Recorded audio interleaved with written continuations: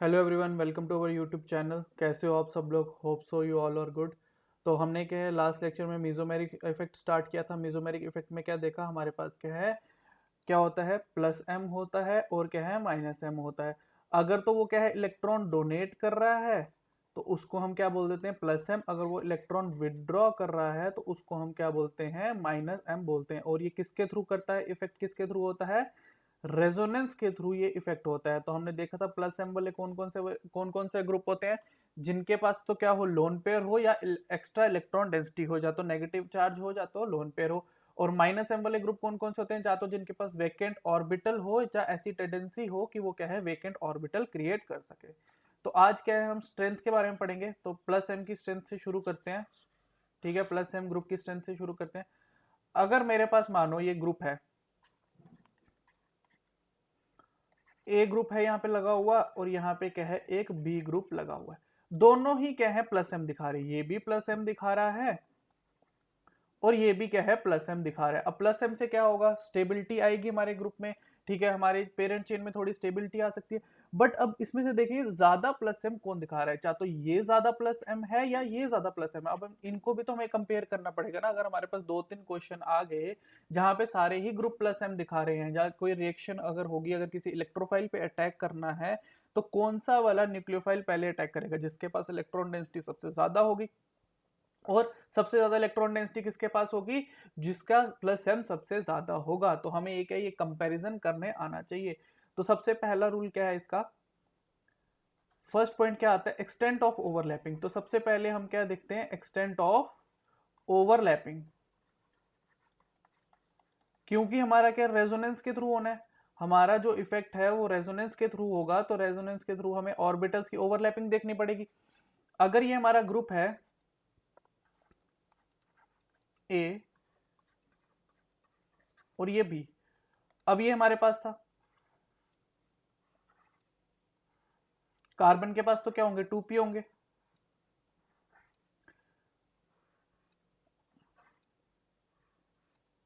ये इसके पास ऑर्बिटल्स है। तो इसके पास तो क्या है, 2p है, सेकंड पीरियड के हैं।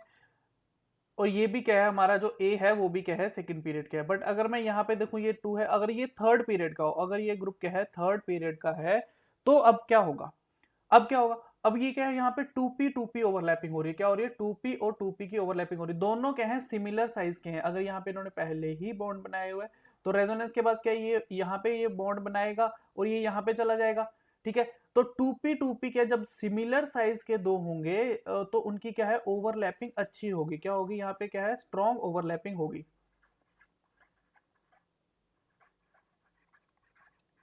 स्ट्रॉन्ग ओवरलैपिंग होगी।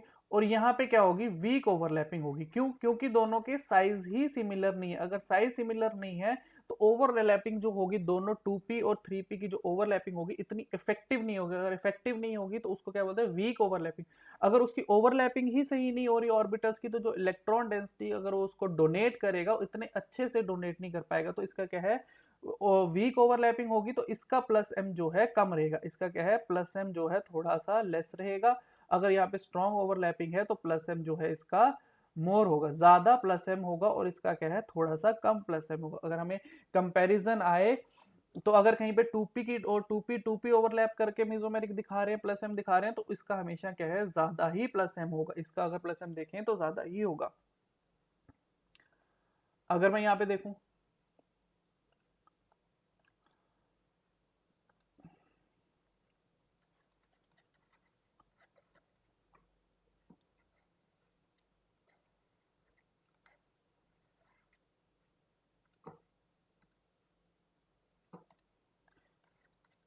यहाँ पे क्या है, NH2 के साथ, अगर ये कार्बन कार्बन है, यहाँ पे क्या है, PH2 लगा दिया। अगर ये कार्बन है, यहाँ पे मैंने लगा दिया OH लगा दिया। ये कार्बन है, यहाँ पे मैंने क्या लगा दिया, SH लगा दिया। ठीक है, अब देखो यहाँ पे क्या है, कार्बन के पास क्या है, 2p है, और नाइट्रोजन भी क्या है, सेकंड पीरियड का है, तो इसके पास भी 2p है। अगर यहाँ पे क्या है, कार्बन सेकंड पीरियड का है, 2p है, बट फॉस्फोरस क्या है, थर्ड पीरियड का है, तो इसके पास क्या है, 3p है। तो अब 2p की ओवरलैपिंग ज्यादा अच्छी होगी, तो इसका जो प्लस m है, इसका प्लस एम का इफेक्ट ज्यादा रहेगा इसके प्लस एम से, क्योंकि लोन पेयर इसके पास भी है, लोन पेयर इसके पास भी है, दोनों के हैं प्लस एम दिखा सकते हैं, बट ओवरलैपिंग इसकी अच्छी है, 2p की ओवरलैपिंग अच्छी है, तो ये क्या है ज्यादा प्लस एम शो करेगा। यहाँ पे भी ऑक्सीजन के पास भी लोन पेयर है, ये भी प्लस एम दिखा सकता है, सल्फर के पास भी क्या है लोन पेयर है, तो ये भी क्या है ये भी प्लस एम दिखा सकता है, ये भी प्लस एम दिखा सकता है। यहाँ पे कार्बन के पास क्या 2p ऑर्बिटल है, और ये ऑक्सीजन के पास भी 2p ऑर्बिटल है, और यहाँ पे भी कार्बन के पास तो 2p ही है। सल्फर क्या आ गया, थर्ड पीरियड का आ गया तो इसके पास क्या है 3p ऑर्बिटल है, तो इसमें भी ओवरलैपिंग क्या है 2p की अच्छी होगी, तो प्लस एम जो है OH का जो है प्लस एम ज्यादा रहेगा किससे, SH के प्लस एम से। ठीक है, तो अगर हम ओवरऑल ओवरलैपिंग का देखा जाए तो 2p की ओवरलैपिंग अगर हो रही है तो उसका मीजोमेरिक जो है सबसे ज्यादा रहेगा। ठीक है, अगर कहीं फिर 2p 3p की हो रही है तो उसका कम रहेगा, और उससे भी कम किसका रहेगा 2p और 4p का। तो ये क्या है ऑर्डर रहेगा, क्योंकि कार्बन तो हमारे साथ रहेगा ऑर्गेनिक केमिस्ट्री है, तो एक तो कार्बन रहेगा ही रहेगा 2p का, तो अगर 2p है तो सबसे ज्यादा प्लस एम रहेगा, अगर 2p 3p है तो थोड़ा कम हो जाएगा, अगर 2p 4p है तो उससे भी कम हो जाएगा। ठीक है, अगर ये मैं एक क्वेश्चन दूं खुद करना ट्राई, ये कार्बन कार्बन है, यहाँ पे फ्लोरीन है, और ये कार्बन कार्बन डबल बॉन्ड और ये क्लोरीन है, तो इन दोनों में बताना, अगर ये A है और ये B है तो A और B में से दोनों में से ये जो हमारे फंक्शनल ग्रुप हैं इन दोनों में से किसका जो है प्लस एम ज्यादा होगा, ये खुद बताना। ठीक है, पहला पॉइंट तो हमने देख लिया एक्सटेंट ऑफ ओवरलैपिंग। अब सेकंड पॉइंट आता है ओवरलैपिंग के बाद एक्सटेंट ऑफ इलेक्ट्रोनेगेटिविटी। अब ये हम कब देखेंगे, कब देखेंगे, अगर क्या हो if extent of overlapping is same.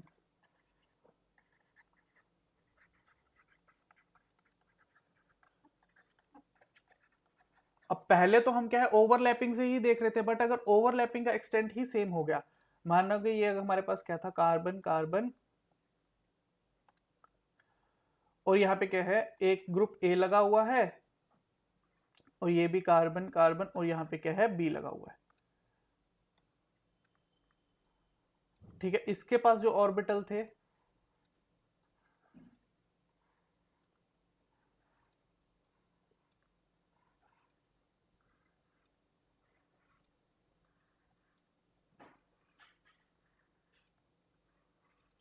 ठीक है, यहां पे भी क्या कार्बन तो 2p का है, और ये जो ए ग्रुप है ये भी क्या है सेकंड पीरियड का है, तो इसके पास भी क्या है 2p है, यहाँ पे भी कार्बन 2p है, और ये B है ये भी कोई सेकंड पीरियड का ही ग्रुप है, तो ये भी 2p है। तो पहला पॉइंट हमने क्या देखा कि हम एक्सटेंट ऑफ ओवरलैपिंग देखेंगे, तो इसमें भी क्या है 2p ओवरलैप है, इसमें भी क्या है 2p ओवरलैप है।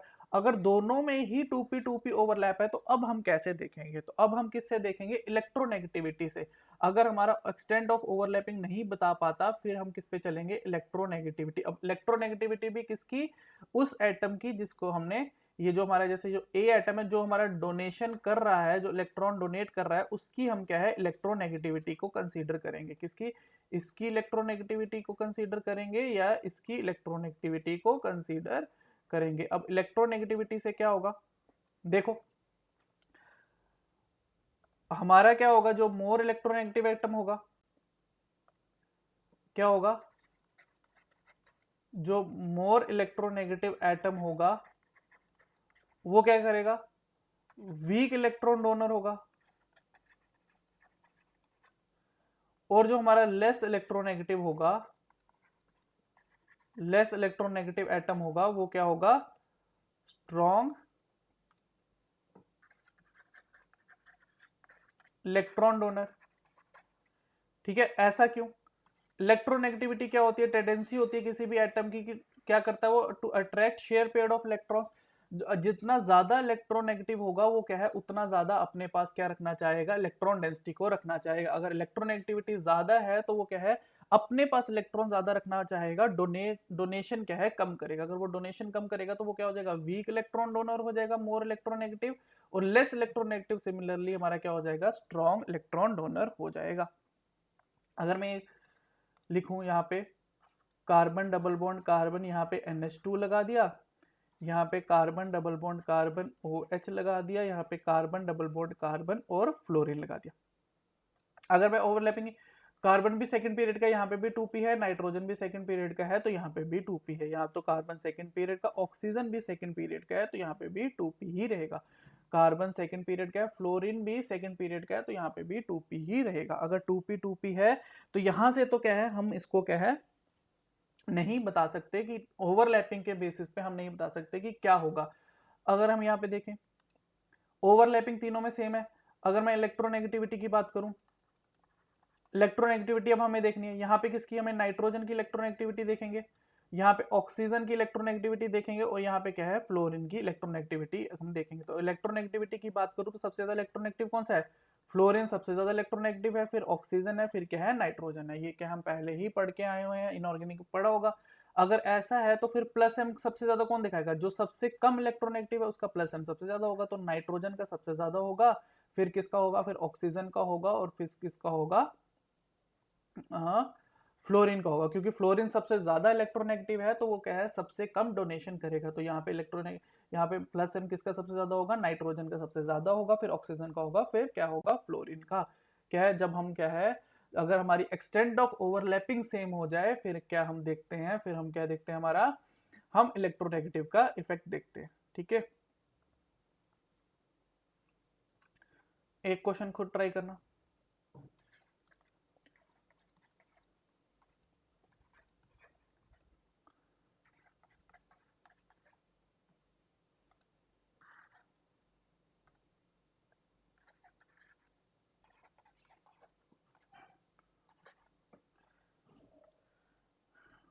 ए, बी और सी, और इसमें क्या है, प्लस एम ऑर्डर बताना है ए बी सी का। ठीक है, ए बी सी का क्या है, प्लस एम ऑर्डर, कौन सबसे ज्यादा मीजोमेरिक दिखाएगा, कौन सबसे कम दिखाएगा।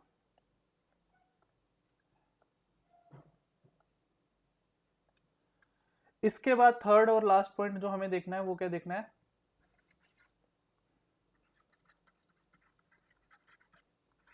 Extent of cross conjugation.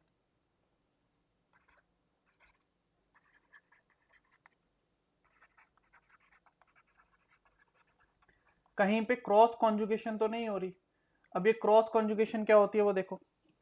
अगर मानो मेरे पास क्या है, ये कार्बन डबल बॉन्ड कार्बन है, यहाँ पे क्या है, एक एटम लगा हुआ है जिसके पास लोन पेयर है और क्या है, प्लस एम दिखा सकता है। अगर ये मेरे पास कार्बन डबल बॉन्ड कार्बन है, यहाँ पे ए है और ये क्या है, यहाँ पे एक और कार्बन डबल बॉन्ड कार्बन लगा हुआ है। ठीक है, अब यहाँ पे क्या हो सकता है, ये जो है ये प्लस एम दिखा रहा है तो मतलब क्या है, प्लस एम दिखा रहा है तो क्या करेगा, ये अपने जो इलेक्ट्रॉन्स हैं वो क्या है, डोनेट करेगा किसके, किसकी और, पेरेंट चेन की तरफ। तो ये क्या है, यहाँ से ऐसे डोनेट कर सकता है। ठीक है, बट यहाँ पे क्या है, इसके पास ये लोन पेयर है तो ये यहाँ पे भी दिखा सकता है, और इसके पास एक और पॉसिबिलिटी है, एक और क्या चीज कर सकता है, ये जो इसके लोन पेयर है, ये लोन पेयर क्या है, इस साइड भी जा सकते हैं। ठीक है, चाह तो ये लोन पे इस साइड भी जा सकते हैं और इस साइड भी जा सकते हैं। इसके पास क्या है, डबल पॉसिबिलिटी है, बट यहाँ पे क्या है, सिर्फ एक ही पॉसिबिलिटी, यहाँ तो जाने का कोई पॉसिबिलिटी ही नहीं है। तो जब ऐसा हो, डबल पॉसिबिलिटी हो, यहाँ पे भी जा सकते हैं, यहाँ पे भी जा सकते हैं, तो इसको हम क्या बोलते हैं, क्रॉस कॉन्जुगेशन बोलते हैं। ठीक है, कि दोनों साइड कॉन्जुगेशन हो रही है तो इसको क्या बोल देंगे, क्रॉस कॉन्जुगेशन बोल देंगे। अगर हम अब यहाँ पे अगर हम कंपेयर करें तो इस वाले का प्लस एम ज्यादा होगा। क्यों, क्योंकि ये सिर्फ क्या है, एक ही को डोनेट कर रहा है। अगर इसको क्या है, एक ही को देना है तो क्या है, ये ज्यादा दे सकता है। अगर मान लो इसके पास क्या थे, अगर मान लो अगर हम ऐसे करें, अगर इसके पास 100 है तो ये 100 का 100 ही इस साइड दे रहा है। बट अगर इसके पास 100 है तो ये क्या कर रहा है, कभी 50 इसको दे रहा है, 50 इसको दे रहा है, या कभी इस साइड करेगा या कभी इस साइड करेगा। तो मतलब एक साइड जो है कम ही रहेगा। बट ये क्या है, इसके पास एक ही साइड है तो हमेशा क्या है, एक ही साइड करेगा, तो इसका प्लस एम जो है ज्यादा ही रहेगा इसके प्लस एम से। तो यहाँ पे भी क्रॉस कॉन्जुगेशन होता है, वहां पे क्या है, हमारा प्लस एम इफेक्ट जो है थोड़ा सा घट जाता है। अगर मैं यहाँ पे ग्रुप देखूं, कार्बन डबल बॉन्ड कार्बन है, यहाँ पे NH2 लगा है। अगर मैं सेकंड ग्रुप देखूं, कार्बन डबल बॉन्ड कार्बन, यहाँ पे N लगा है, NH है, यहाँ पे C डबल बॉन्ड O है, यहाँ पे कोई R है। अब मैं इनमें दोनों में कंपैरिजन करूं कि प्लस एम बताओ दोनों में से किसका ज्यादा होगा, किसका ज्यादा होगा दोनों में से प्लस एम।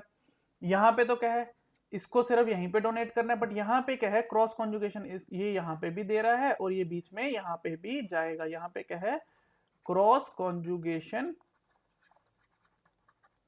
यहाँ पे क्या है क्रॉस कॉन्जुगेशन हो रही है, तो यहाँ पे क्या है प्लस एम इसका ज्यादा रहेगा, इसका जो प्लस एम है वो क्या है ज्यादा ही रहेगा। अगर मैं एक और क्वेश्चन देखूं, यहाँ पे मैंने क्या है OH लगाया है,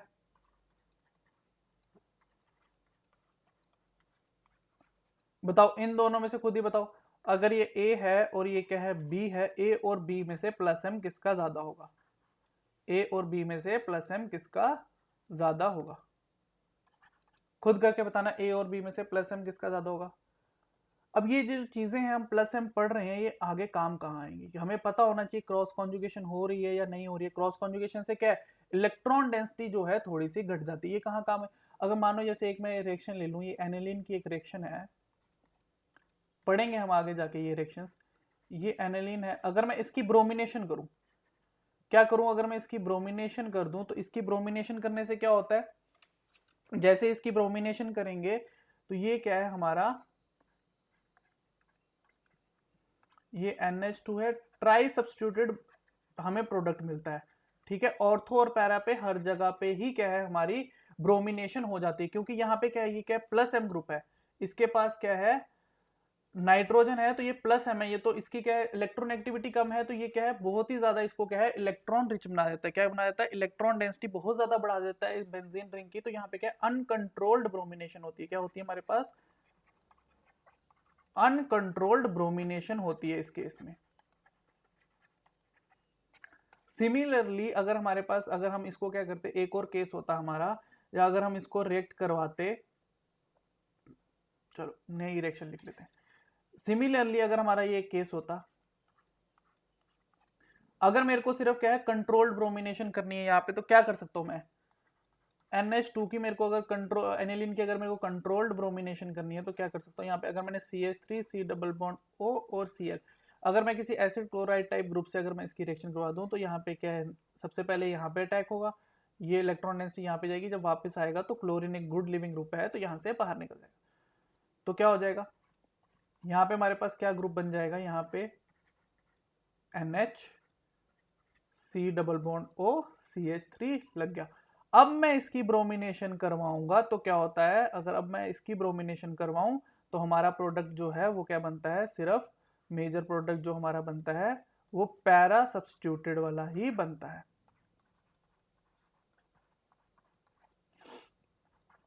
पैरा सब्स्टिट्यूटेड वाला ही हमारा प्रोडक्ट बनता है। ऐसा क्यों, इस केस में हमें क्या है कंट्रोल्ड ब्रोमिनेशन मिलती है, कंट्रोल्ड ब्रोमिनेशन। ऐसा क्यों होता है, ऐसा इसलिए हुआ क्योंकि अब यहाँ पे क्या है क्रॉस कॉन्जुगेशन होगी। यहाँ पे क्या है ये इसकी बेंजीन की रिंग की ओर भी डोनेट कर रहा है और इसके साथ भी इसके लोन पेयर क्या है डोनेशन में है। तो यहाँ पे क्या है अगर ऊपर वाले से कंपैरिजन करें तो यहाँ पे इलेक्ट्रॉन डेंसिटी क्या है थोड़ी सी घट जाती है, और इसी इलेक्ट्रॉन डेंसिटी के घटने की वजह से ही हमारी क्या कंट्रोल्ड ब्रोमिनेशन होती है। किसकी वजह से ये हुआ, सिर्फ क्रॉस कॉन्जुगेशन की वजह से ही हुआ। क्यों, क्योंकि क्रॉस कॉन्जुगेशन की वजह से क्या है हमारा जो इलेक्ट्रॉन डेंसिटी थी बेंजीन रिंग पे वो घट गई। यहाँ पे क्या है बिल्कुल सारा का सारा जो इलेक्ट्रॉन डेंसिटी है वो बेंजीन रिंग को डोनेट कर रहा है, बट यहाँ पे क्या है इसकी जो इलेक्ट्रॉन डेंसिटी है वो शेयर होगी इसकी तरफ भी, और इस वाले जो हमारा कार्बोनिल ग्रुप है उसमें भी शेयर हो रही है। तो देखो यही था जहां पे हमें देखना पड़ेगा कि अगर वो क्रॉस कॉन्जुगेशन का इफेक्ट हो रहा है या मेसोमेरिक की स्ट्रेंथ क्या है, जितनी ज्यादा मेसोमेरिक की स्ट्रेंथ होगी तो हमारी रिएक्शंस भी क्या है बदलती जाएंगी। तो ये सब चीजें जब हम आगे पढ़ेंगे, रिएक्शन मैकेनिज्म पढ़ेंगे या डिफरेंट टाइप्स की रिएक्शंस पढ़ेंगे, कोई भी रिएक्शन पढ़ेंगे, ये सारे concept resonance, mesomeric, inductive, hyper conjugation, ये सब क्या है आगे काम आएंगे। ठीक है, तो ये हमारे क्या थे 3 पॉइंट्स थे, जिसमें सबसे पहले हमें क्या इफेक्ट ऑफ ओवरलैपिंग देखना है। ओवरलैपिंग अगर हमारी अलग अलग है तो 2p2p है या 2p3p है तो 2p2p ही सही सबसे ज्यादा देगी, क्योंकि उनका साइज सेम है। अगर साइज सेम है तो ओवरलैपिंग उनकी क्या है अच्छी होगी। अगर हमारी ओवरलैपिंग सेम है तो फिर हम किस पे जाएंगे, इलेक्ट्रॉन एक्टिविटी पे। जो डोनर एटम है उसकी इलेक्ट्रॉन एक्टिविटी कितनी है, अगर उसकी इलेक्ट्रॉन एक्टिविटी ज्यादा है तो उसकी डोनेशन पावर कम होगी, अगर इलेक्ट्रॉन एक्टिविटी कम है तो उसकी डोनेशन पावर ज्यादा होगी। और उसके बाद क्या हमने देखा लास्ट में कि हमारा क्या है, अगर क्रॉस कॉन्जुगेशन तो नहीं हो रही, अगर क्रॉस कॉन्जुगेशन हो रही है तो उसका इफेक्ट क्या है, थोड़ा कम हो जाएगा, अगर क्रॉस कॉन्जुगेशन नहीं हो रही तो डोनेशन इफेक्ट ज़्यादा रहेगा। तो इस क्लास के लिए इतना ही। नेक्स्ट क्लास में हमारा एक OH वर्सेस OR का केस आता है, OMe मिथॉक्सी वर्सेस OH का केस होता है, वो हम देखेंगे कि उन दोनों में से ज़्यादा प्लस एम कौन दिखाता है। ठीक है, चाहे तो आप मुझे खुद बताना कि अगर हमारा क्या है, एक OH है, एक क्या है, OH ग्रुप है मेरे पास, और OMe ग्रुप है।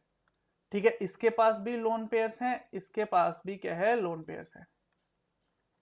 तो दोनों ही क्या है, ये भी प्लस एम है और ये भी क्या है, प्लस एम है। इन दोनों में से ज्यादा कौन सा है? ठीक है, OH ज्यादा है या OMe का प्लस एम इफेक्ट किसका ज्यादा है, ये बताना।